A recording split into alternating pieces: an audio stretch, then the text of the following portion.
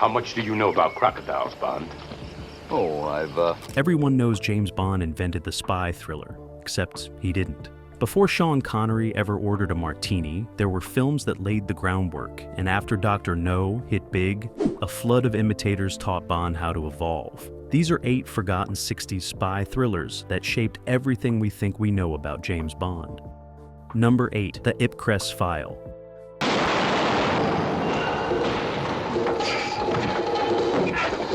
Len Deighton's novel became a film specifically designed to be the anti-Bond, and it worked so well that the Bond franchise started stealing from it. Michael Caine plays Harry Palmer, a working-class spy who wears glasses, shops for groceries, and actually has to file expense reports. There's no glamorous casinos or beautiful women throwing themselves at him, just gray London offices, bureaucratic infighting, and espionage that's mostly about patience and paperwork, punctuated by brief moments of violence. What's fascinating is how the Ipcress File influenced the Bond films, even though it was created as Bond's opposite. Director Sidney J. Furie shot the film with bizarre Dutch angles and foreground objects blocking parts of the frame, creating this claustrophobic, paranoid atmosphere. The production designer Ken Adam, who also worked on the Bond films, brought that same modernist aesthetic but stripped of glamour. Everything looks sterile and vaguely threatening. Bond production designer Peter Lamont later said they studied Ipcress File extensively when they wanted to make the Moore films feel more grounded in the 70s. The plot involves brainwashing, double agents, and Harry being manipulated by his own side. There's a sequence where Harry gets kidnapped and subjected to psychological conditioning, and it's genuinely unsettling because the film takes time to show how the process works. No quick cuts or easy escape, just days of sensory deprivation and manipulation until Harry's reality starts breaking down. The Bond films would later borrow this in films like The Spy Who Loved Me and Skyfall, showing that even the hero can be broken given enough pressure. Michael Caine allegedly based his performance partly on his friend Terrence Stamp, and partly on real intelligence officers he'd met through Dayton. The result is a spy who's smart but not superhuman, capable but not invincible. He makes mistakes, he gets scared. When he's in danger, he doesn't have gadgets to save him. He has to think his way out or just get lucky. That fallibility made Harry Palmer feel real in ways Bond never did. The film's success was a problem for the Bond producers because suddenly audiences wanted something more than fantasy. You can see the influence immediately in From Russia with Love, which stripped out some of the gadgetry and played things more seriously. The train fight between Bond and Grant is brutal and exhausting, much closer to Ipcress File's aesthetic than Dr. No's colorful adventure. Then Thunderball swung back to spectacle, but the seed was planted. Bond would spend the next 60 years oscillating between fantasy and realism, and the Ipcress File was what showed them realism could work. The cinematography by Otto Heller is what really sets the film apart. Fury and Heller deliberately made weird choices, shooting through objects, using reflections, canting the camera at strange angles. It shouldn't work, but it does, creating this constant sense of unease. You're never quite sure what you're looking at or who to trust. When the twist comes and you discover Harry's handler Dalby is the traitor, the visual style suddenly makes sense. The whole film has been shot from a paranoid perspective because paranoia was justified. The Ipcress File spawned 2 sequels, Funeral in Berlin and Billion Dollar Brain, both solid but neither quite capturing what made the first film special. Caine would later say Palmer was one of his favorite roles because the character was actually working class like Caine himself, not some posh fantasy of what a spy should be. That authenticity connected with audiences who were tired of upper-class heroes condescending to them from the screen. What the Bond franchise took from Ipcress File wasn't the realism exactly. It was the understanding that audiences were sophisticated enough to appreciate complexity and moral ambiguity. The later Bond films, particularly the Craig era, owe a massive debt to what Fury and Caine accomplished. They proved you could make espionage feel real and still be entertaining, that character could matter as much as action, and that sometimes the most effective spy story is about doubt rather than certainty. Number 7. Charade. Stanley Donen directed this Hitchcock homage starring Cary Grant and Audrey Hepburn, and it's the film that taught Bond how to mix romance, suspense, and humor without any element undermining the others. The plot is pure spy thriller. Hepburn plays a woman whose husband is murdered, and she discovers he stole $250,000 during World War II.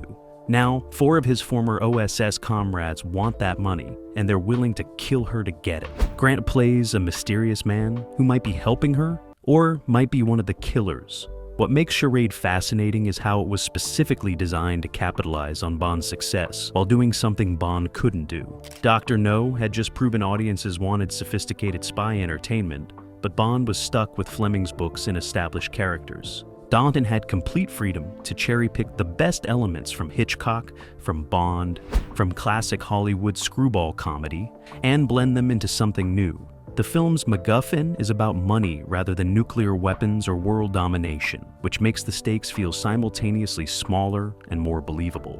People actually kill for money. The parade of villains, played by James Coburn, George Kennedy, and Ned Glass, are genuinely threatening because they're motivated by greed rather than ideology. They're not working for Spectre or Smersh. They're criminals trying to recover stolen loot, and that grounded motivation makes their violence hit harder. Cary Grant was 59 when he made Charade, and he insisted on a running joke where Hepburn's character pursues him romantically, while he tries to maintain appropriate boundaries given their age difference. This reversal of the usual older man chasing younger woman dynamic was revolutionary for 1963.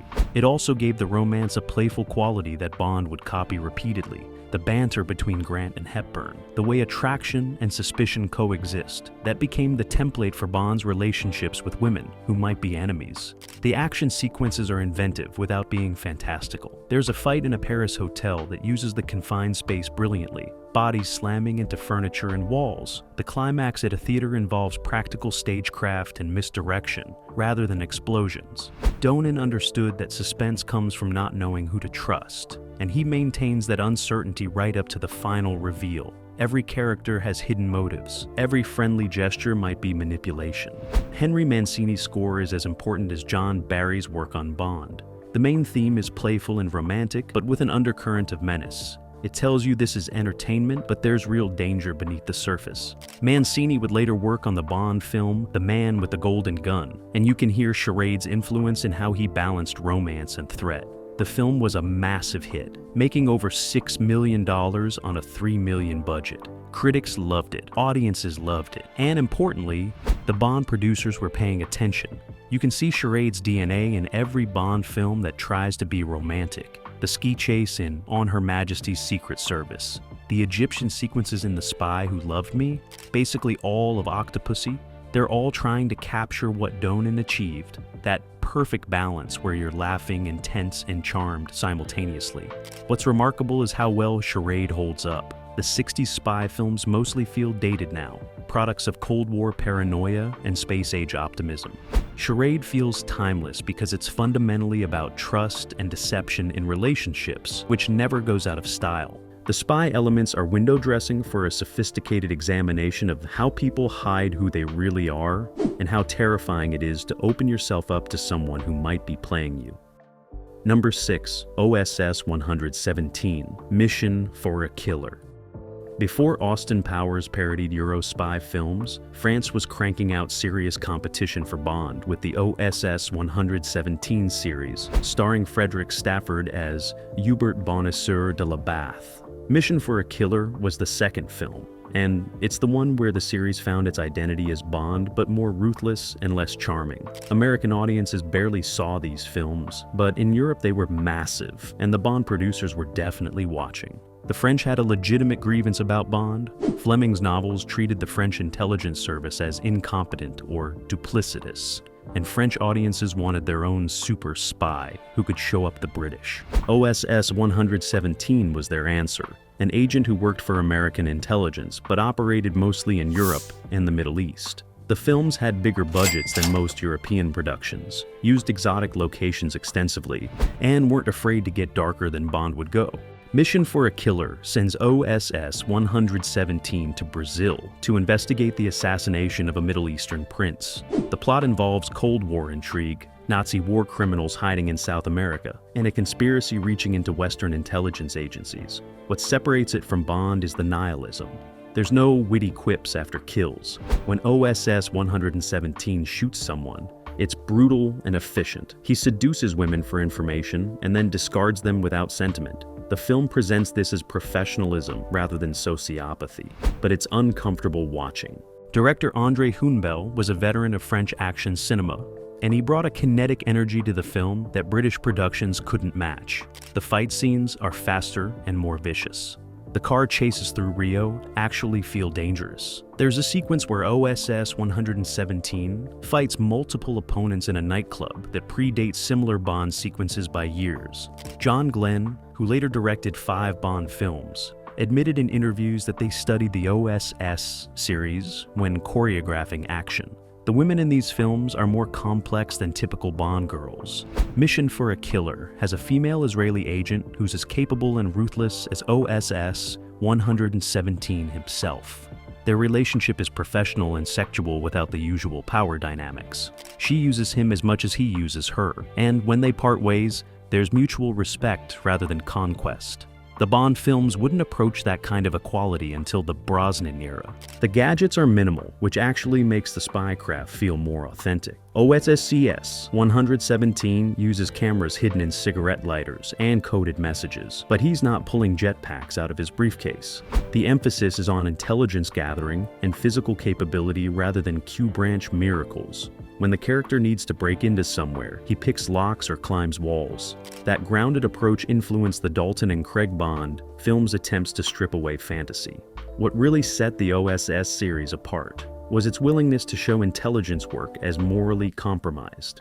OSS 117 works with Nazis when it serves American interests. He lets innocent people die to maintain his cover. The films present these choices without judgment, suggesting this is simply what the job requires. Bond films flirted with this in License to Kill and Casino Royale, but even then they pulled back from the full implications. The OSS films committed to showing espionage as necessary evil. The series ran for 5 films between 1963 and 1968, and they were consistently successful in Europe. Frederick Stafford couldn't quite match Connery's charisma, but he brought an intensity that worked for the character. After the series ended, Stafford did one more spy film, Topaz for Hitchcock, and then largely retired from acting.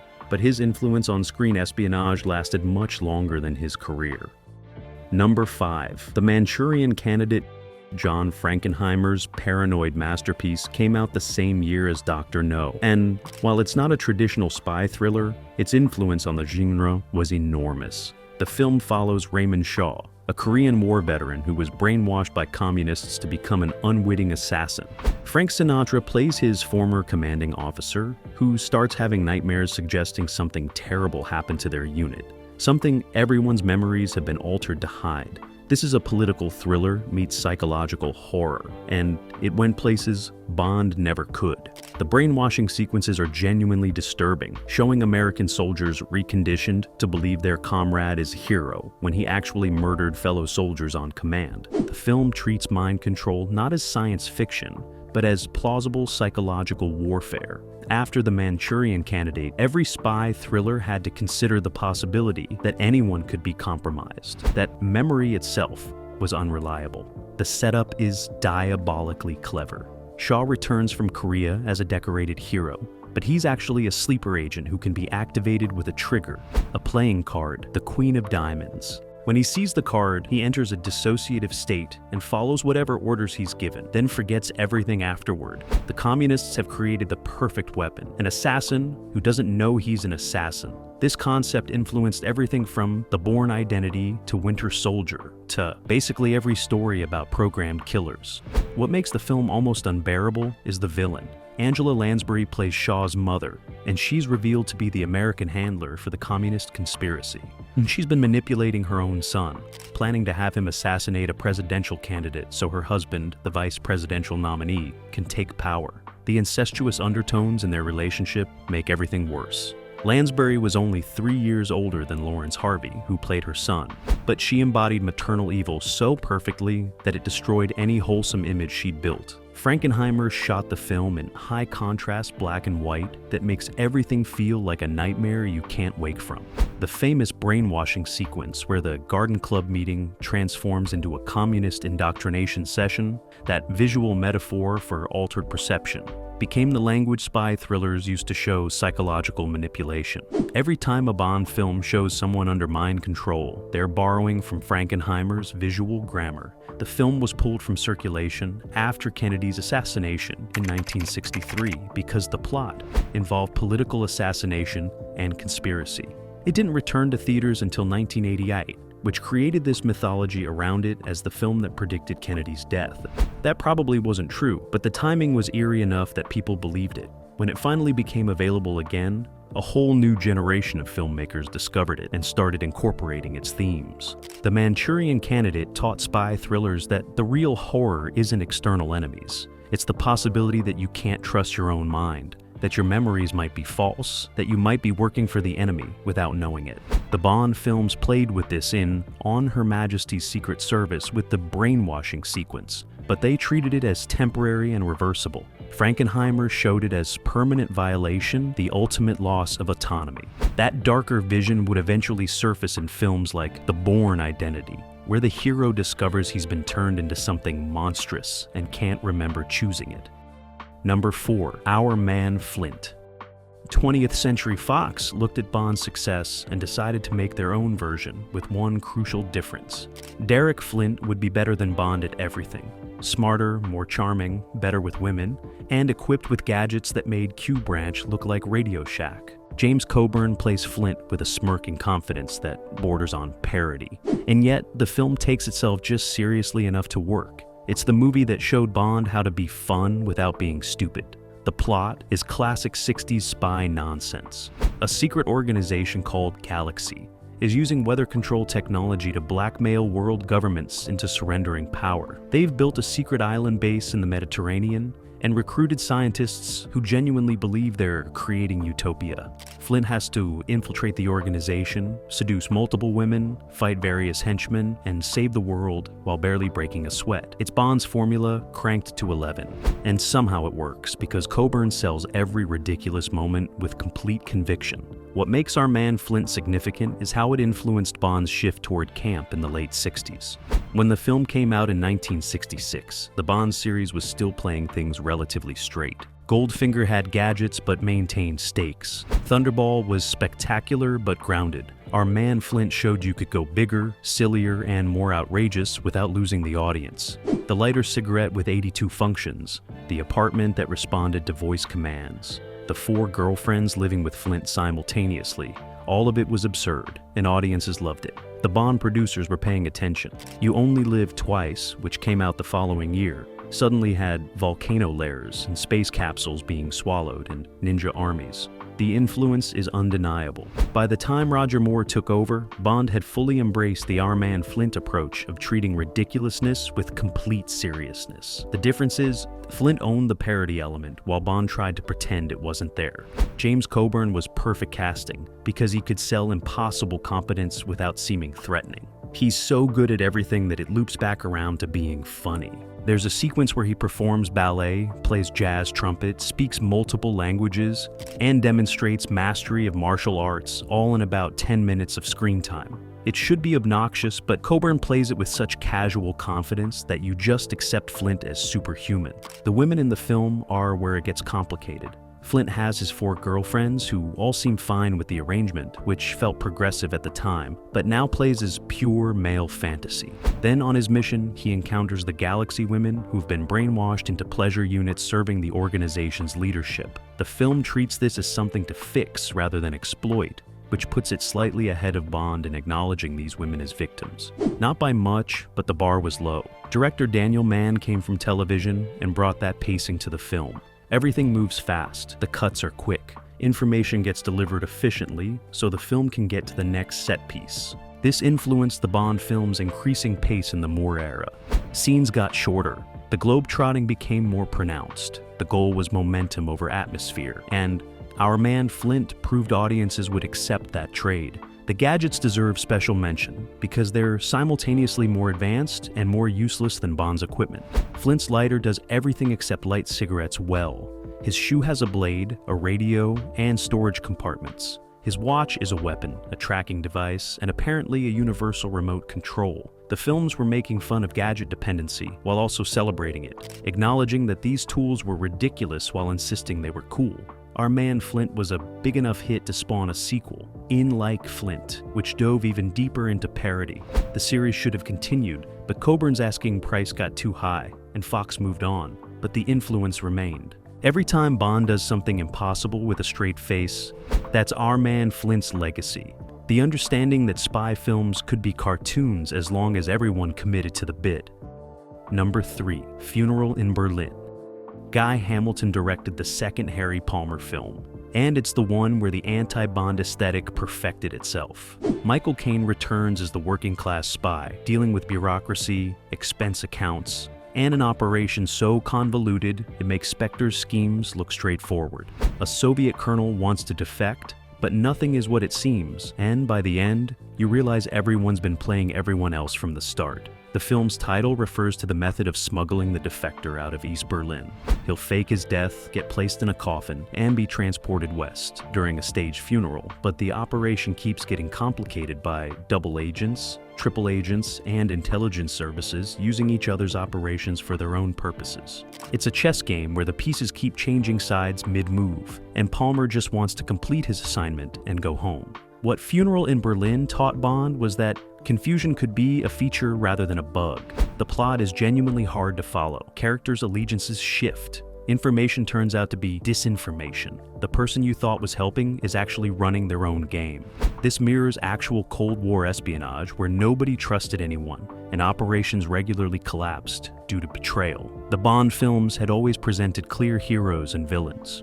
Funerals in Berlin showed that ambiguity could be compelling. Hamilton would go on to direct Goldfinger and 3 more Bond films. And you can see Funeral in Berlin's influence in how he approached Bond. The elaborate schemes within schemes, the way characters manipulate each other, the understanding that intelligence work is mostly about leverage and blackmail rather than heroics. Hamilton brought that cynicism to Bond without completely stripping away the fantasy elements. He found a middle ground that made the more films work despite their silliness. The Berlin Wall features prominently as both location and metaphor. Palmer operates in a divided city where crossing from one side to the other means navigating checkpoints, papers, and the constant possibility of being arrested or shot. The film captures the paranoia of Cold War Berlin better than any spy film before or since. Every conversation might be monitored, every contact might be an intelligence officer. Trust is impossible when everyone's working for someone. Michael Caine's performance deepened in this second film.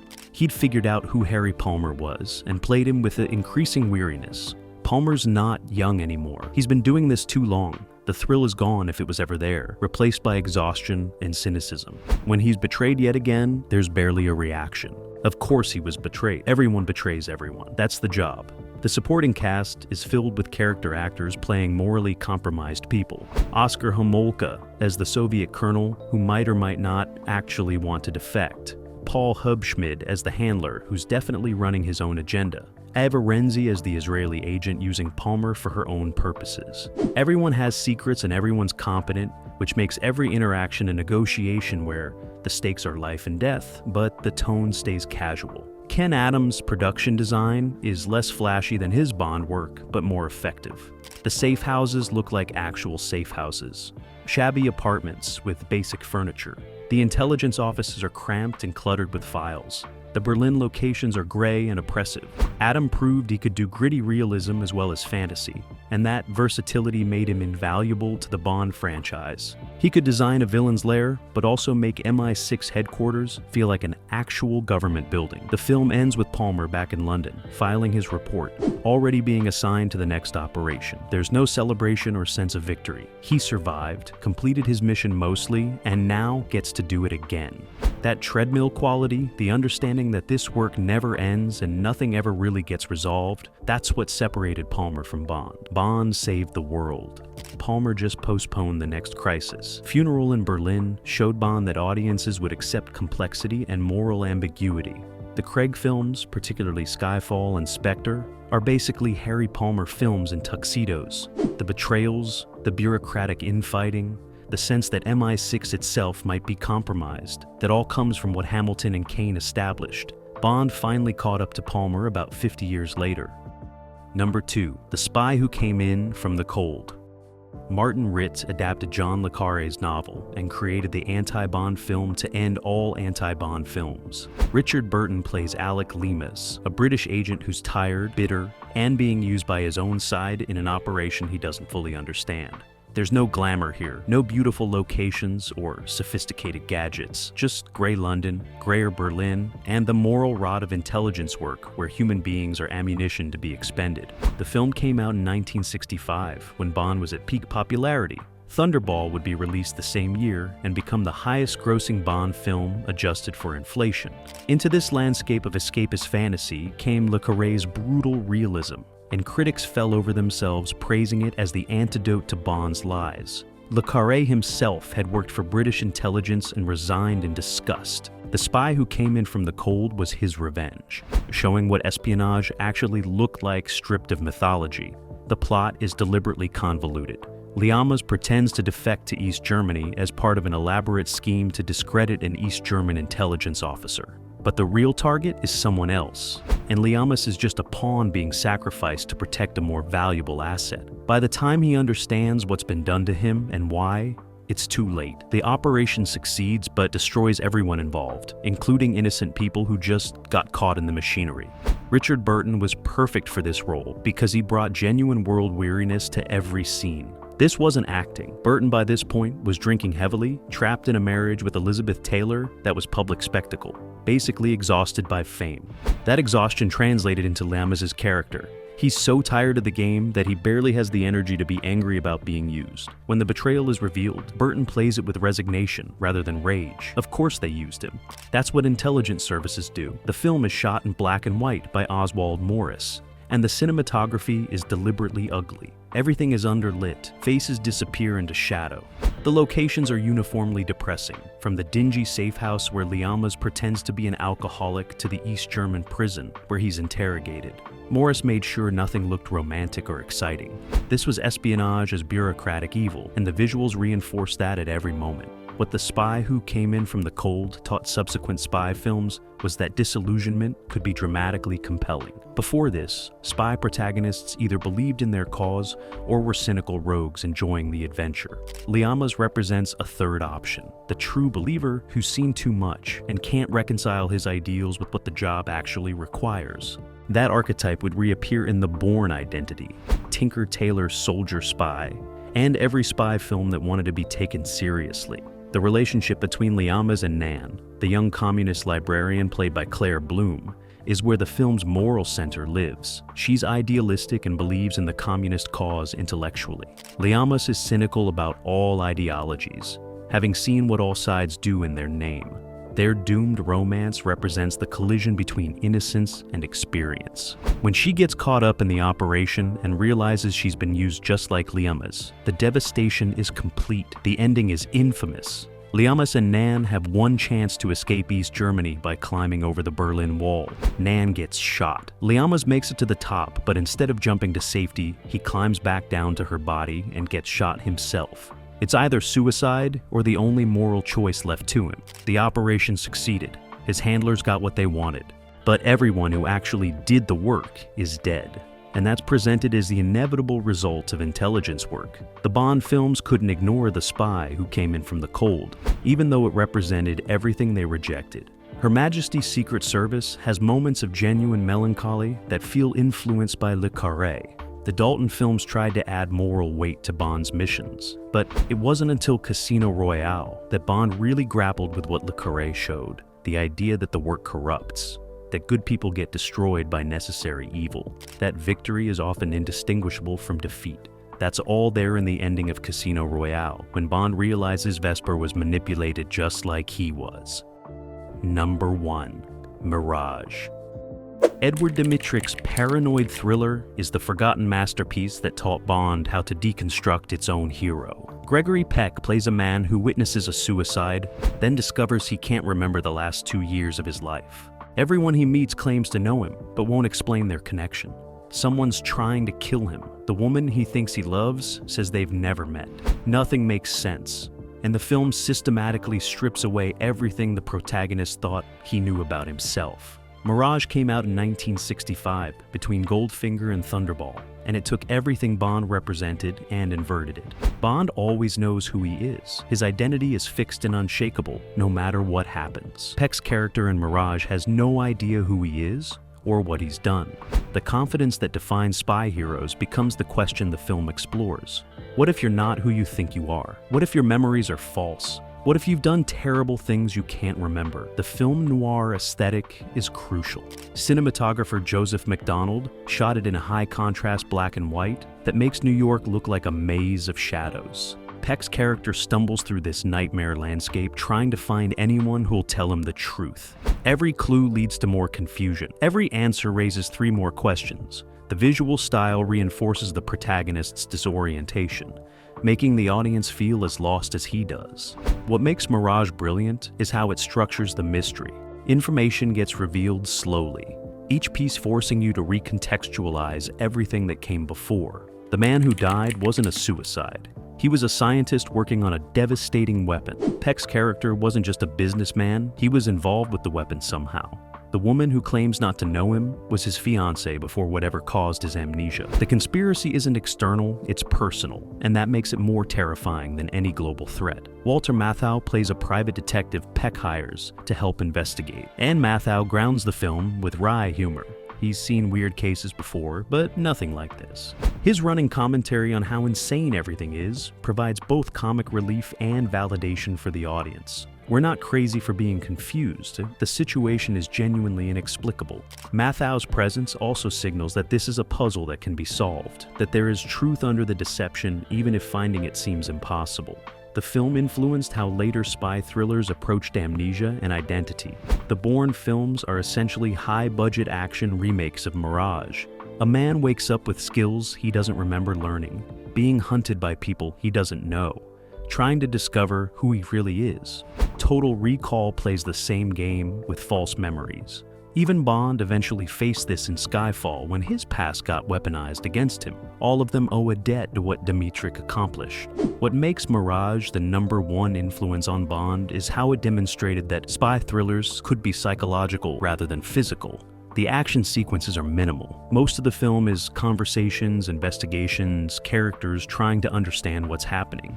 The suspense comes from uncertainty rather than imminent danger. This opened up possibilities the Bond franchise would eventually explore, particularly in the Craig era when Bond's psychology became as important as his capabilities. The resolution reveals Peck's character was a physicist who'd invented a weapon he then tried to destroy because he understood the implications. The 2 years he can't remember were spent trying to undo his own work.